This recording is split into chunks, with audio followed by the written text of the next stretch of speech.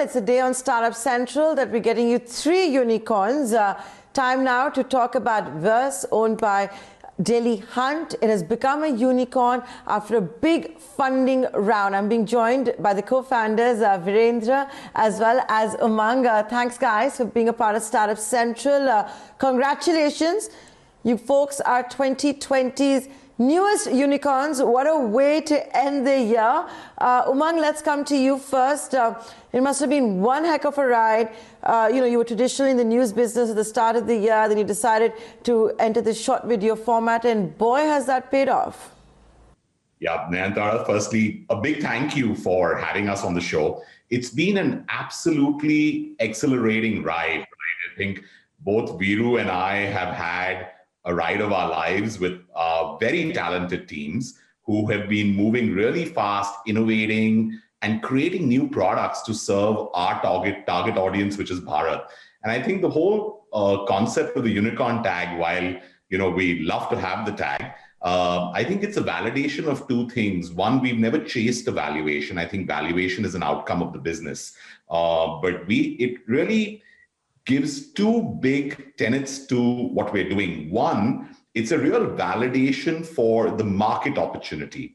And two, it's a great validation that we're being able to get to that status as the first unicorn ever for local language technology in the country. Because earlier the myth was that this is an underserved, unserved market, and there is no value at the bottom of the pyramid. But clearly, the fortune is at the bottom of the pyramid, and it's been a phenomenal ride over the last 12 months through this very tragic period of COVID, where I think the teams have rallied together. They've driven innovation and some stellar outcomes where Josh is already crossed 80 million monthly active users, over 36, 37 million users every day, over 45 billion video plays a month, with the best creators in the country and over 15 million people creating content.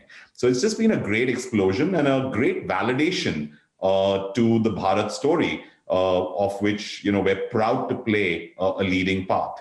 Okay, so Virendra, let me come to you, or should I say Viru, the way Umang refers to you. What's also very interesting and exciting about this fundraise for you folks, it must be this bet that you decided to do on regional languages, clearly filling a void that, was left after the big TikTok ban. But today, you've got the likes of Google and Microsoft deciding to bet on Josh. First of all, Google and Microsoft together, that's a big coup of sorts. How does life change with having them on board? So Nayantara, I think first thing is, the objective of all technology is that a common person should be able to use the technologies. And I think what is very, very accelerating for us is that, Google and Microsoft's mission of making technology, to have-nots and, making sure that people are bridging the digital divide. And our mission of bridging the digital divide, which we have been working on for so many years, I think there was a marriage of that mission. And to us, that's the biggest thing, right? Where you are saying that we want to serve Bharat, we want to serve people who are coming online for the first time. We want to make sure that we are giving information and we are entertaining people who have mobile phones and who have no other means to information and entertainment, and we are the ones who are doing it. So I think this alignment at the hip of this pure mission, I think that's if you ask me, that's a single main, I would say thing for us. And of course, there are a lot of byproducts in terms of what you learn and leverage. What we learn and leverage is, the scale of, cloud, video serving infrastructure. You of course exchange notes on AI, ML.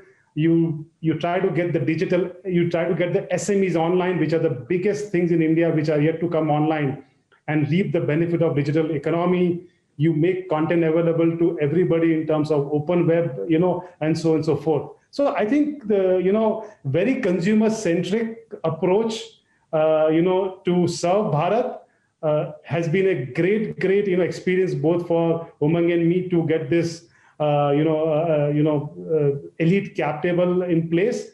Very thankful to Google, Microsoft, and AlphaWave to come in this round and, fuel us in our mission to serve Bharat. Right. Now, Umang, let me come back to you. You've got, what, 77 million active users in India at the moment. I'm going to ask you exactly what I asked Viru. How is life going to change with Google and Microsoft coming on board? What's also, we should point out that, remember, Google in 2020, bang in the middle of the pandemic, when it was making that big announcement in Geo, Sundar Pichai did say that there's going to be a $10 billion commitment to the country. Today, Google has announced 2 large investments, making it clear that content is king for Google. How is it going to change having Google and Microsoft on board? So just to add to what Virubhai said, right? So I think the perspective I'd add is, one, it places a lot more responsibility and innovation on the company, right? I think you were dealing with 2 of the world's largest companies on the planet who've been truly innovative, that have bet on us and have bet on the innovative capabilities of our intellectual property, which is our people, right? So I think it puts that responsibility on us. I think what it also does is it sends out a very strong signal that the fortune at the bottom of the pyramid is real, and these companies are betting on, bridging the digital divide of the next billion coming online, right?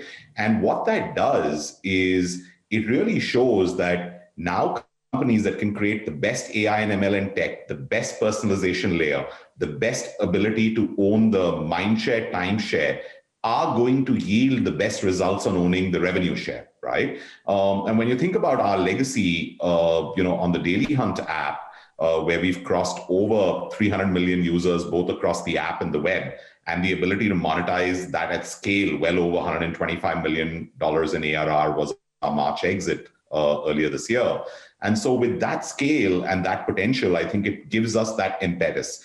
The second thing that I'd add is, it's almost like a dream round in terms of a cap table, because you have a large financial like Alpha Wave, which is managed by Falcon Edge and from the sovereign in Abu Dhabi, along with Google and Microsoft, which are the best large tech companies on the planet, along with internals participating with Safina and Lupa. So it's almost like a little bit of a nice marriage, and I think it gives us the impetus to grow really quickly. The other thing that I'd add is the fact that they've made multiple investments is actually going to fuel innovation in the ecosystem, because competition at the end of the day fuels innovation. And we're very happy that the ecosystem is growing. The startups that are focused on this space are gaining. And I think it's a win-win for both the investors and companies like ours as well.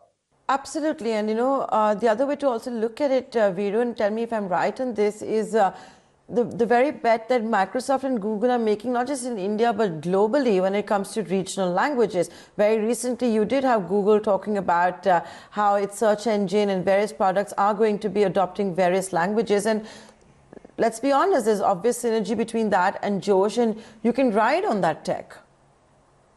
So, look, I think the way to look at these investments is, is alignment on vision and what you can learn from each other at a arm's length.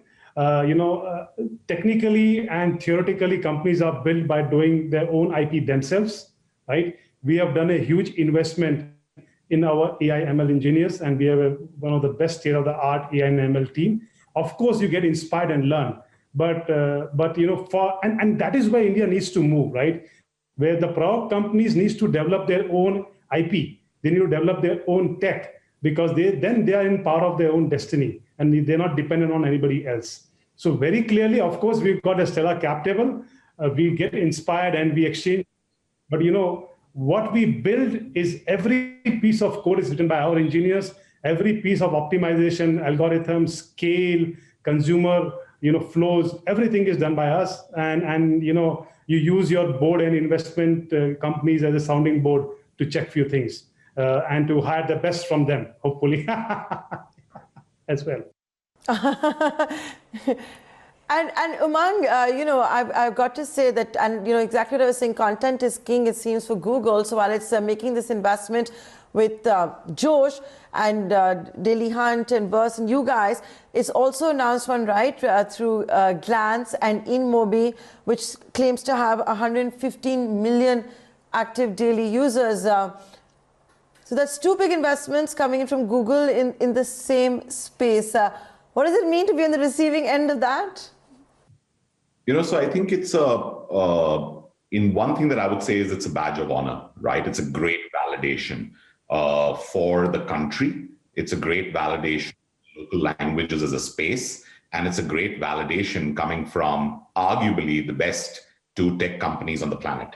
I think what I'd add there is huge congratulations to InMobi as well. We're well-wishers of the entire ecosystem and theirs, and very happy for them. I think what this does to this space is it's going to be very interesting. It's going to explode content. It's going to explode supply. It's going to explode creation and creators. It's going to explode music and different forms of creativity. And India has always been a hub for creation. I think the key is going to be how you sustain these business models. How do you ultimately build revenue and EBITDA and real world businesses, right? Rather than just flaky metrics on just MAUs and DAUs. I think that's going to be the acid test, right? In terms of companies that will succeed and survive and last, and that are truly built to last. We feel very proud of the early momentum that we've had on Daily Hunt, because as Virubhai said, all our tech is homegrown. Our advertising platform, our brand advertising platform, our performance advertising platform, all serving Bharat audiences, is built in-house. And we've been able to prove a monetization efficiency yielding to an EBITDA business, right? And we hope to explode that over the next couple of years, not only on Josh, but across a family of apps. And I think these learnings is what we would take to even take the company abroad. And we have ambitions of actually taking our products across the world into key markets which have very distinct local language characteristics. When you look at Middle East, if you look at Eastern Europe, if you look at Latin America, Southeast Asia, there are lots of relevancy around local content, local language audiences, and we have the AI and ML and tech and the algorithms already built out to understand that. So I think it's going to put, it's a great validation, as I said, for the country and for the space. But the winners that will be able to last this and ride this wave in the long term are those that can really build core businesses out of it versus just user reach and engagement. Can you elaborate a bit on that, Umang? The fact that you have overseas ambitions for Josh, and you said for your family of apps.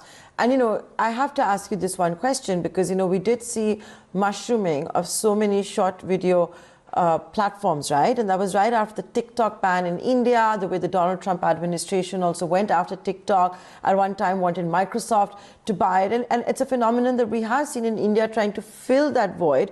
And now one of those companies that was supposed to buy TikTok is backing you. So it's a very exciting space. If you can elaborate on all of that. So two things, and Viru, you should, you have a clear, great perspective here, so I'd love for you to chime in as well. But I think two things from my perspective is when we think about the family of apps, we think about distinct use cases that we want to solve, which are real problem areas or opportunity areas for consumers, right? We saw, the whole piece around news in yesteryears being that hook.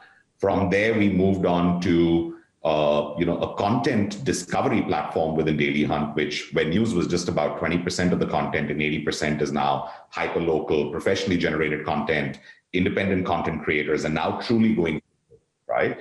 Then we saw short video as a space. We're seeing a multiple number of new spaces that we want to get into. The ultimate goal is to own the mind share, the time share, and the revenue share for these audiences, and try and see if you can have a really sticky offering where users can come and spend over 2 hours a day with you, right, across these family of apps.